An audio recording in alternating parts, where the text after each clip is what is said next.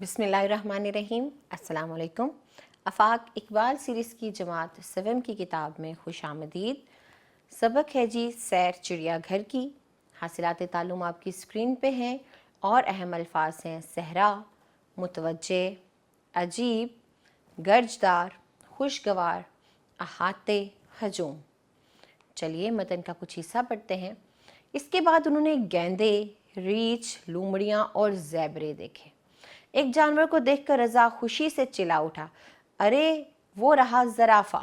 ماموں جان مسکرائے اور بولے، رضا بیٹا یہ زمین پر پایا جانے والا سب سے لمبی گردن والا جانور ہے، یہ 1 ہفتے تک بغیر پانی پیے زندہ رہ سکتا ہے۔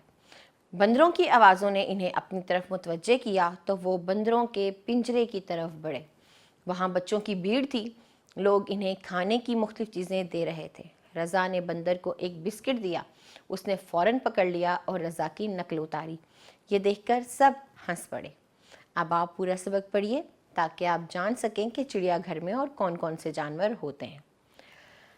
الفاظ کے معنی دیکھتے ہیں۔ خوبصورت، پیارا، دھاڑنا، شیر کا گرجنا، صحرا ریگستان، عجیب انوکھا، ڈراؤنا خوفناک، متوجہ کرنا توجہ دلانا۔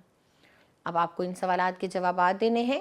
رضا اور علی اپنے ماموں جان کے ساتھ سیر کے لیے کہاں گئے؟ تو وہ دونوں اپنے ماموں جان کے ساتھ چڑیا گھر کی سیر کے لیے گئے۔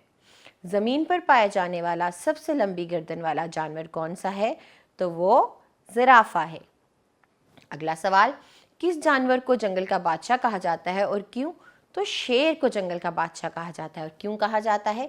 سبق کے مطابق جواب دیجئے۔ آگے یہاں کچھ جملے ہیں، آپ کو یہ جملے بتانا ہے کہ کس نے کہے۔ اس کے لیے آپ کو کیا کرنا ہوگا؟ سبق کو پڑھنا ہوگا اور ان جملوں کو تلاش کر کے بتانا ہوگا کہ یہ جملے کس نے کہے تھے۔ آئیں بات کریں، کیا آپ نے کبھی چڑیا گھر کی سیر کی ہے؟ آپ کو کیسا لگا اور آپ نے وہاں کون کون سے جانور دیکھے؟ کمرہ جماعت میں ساتھیوں کو بتائیے۔ اگلا سوال ہے، آپس میں بات چیت کریں اور بتائیں گھر اور اسکول میں آپ کون کون سے کام شوق سے کرتے ہیں اور کون کون سے کام کرنا آپ کو ناپسند ہے۔ تو ہر بچے کی پسند اور ناپسند مختلف ہوتی ہے۔ اب آپ اپنے اپنے بارے میں بتائیے کہ آپ کو کون سے کام کرنا اچھا لگتا ہے اور کون سے کام آپ کو پسند نہیں ہے۔ قواعد یعنی زبان شناسی، تو یہاں ہمارے پاس کچھ جملے ہیں، آپ نے ان کو استفہامیہ انکاری جملوں کو چن چن کر ان کی جگہ پر لکھنا ہے۔ جیسے پہلا جملہ، جی نہیں سارا نے کھانا نہیں کھایا، یہ انکاری جملہ ہے، انکاری جملے کی کالم میں آ جائے گا۔ اور کیا ابو جان پھل لائیں گے؟ تو یہ استفہامیہ ہے، استفہامیہ کے کالم میں آ جائے گا۔ کیا چڑیا گھر میں ہاتھی تھا؟ یہ بھی استفہامیہ ہے۔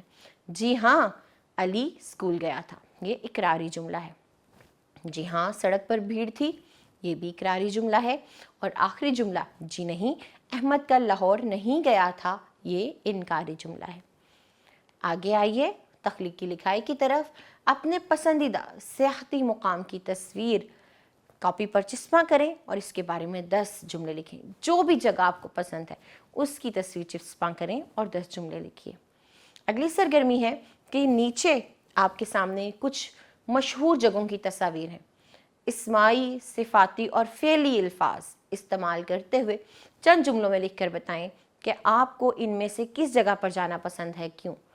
صفاتی اسم صفت ان کی خوبیاں بیان کرتے ہوئے، اور فعلی جن میں آپ کسی کام کے بارے میں بتا رہے ہوں، تو ان جملوں کا استعمال کرنا ہے۔ اور آپ نے پھر جھیل سیف الملوک، وادی کیلاش یا شاہی قلعہ کے بارے میں 10 جملے یا چند جملے لکھنے ہیں۔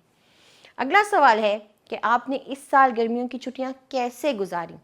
اپنے کسی ایک دن کے احوال ڈائری کی صورت میں کاپی میں لکھیے۔ تو وہ چھٹیوں کا تو ہر دن یادگار ہوتا ہے، آپ کے لیے سب سے خاص دن کیسا تھا، اس کا احوال ڈائری کی صورت لکھیے۔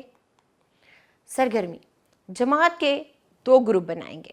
ایک گروہ مل کر ایک چارٹ بنائے جس کا عنوان ہو پالتو جانور، پھر چارٹ پر پالتو جانوروں کی تصاویر لگائیں اور ان کے نیچے ان کے نام لکھیں۔ دوسرا گروہ جنگلی جانور کے عنوان سے چارٹ بنائے گا اور اس پر جنگلی جانوروں کی تصاویر لگا کر ان کے نام لکھے گا۔ یوں 2 چارٹ مکمل ہوں گے اور آپ انہیں اپنے کمرہ جماعت میں عویزاں کریں گے۔ اس کے بعد ہمارا یہ سبق ختم ہوتا ہے۔ آپ کو اس کی دہرائی کرنی ہے تمام تصورات کو یاد کرنا ہے. اپنا بہت خیال رکھنا ہے. ہم اگلے سبق میں ملیں گے. خدا حافظ.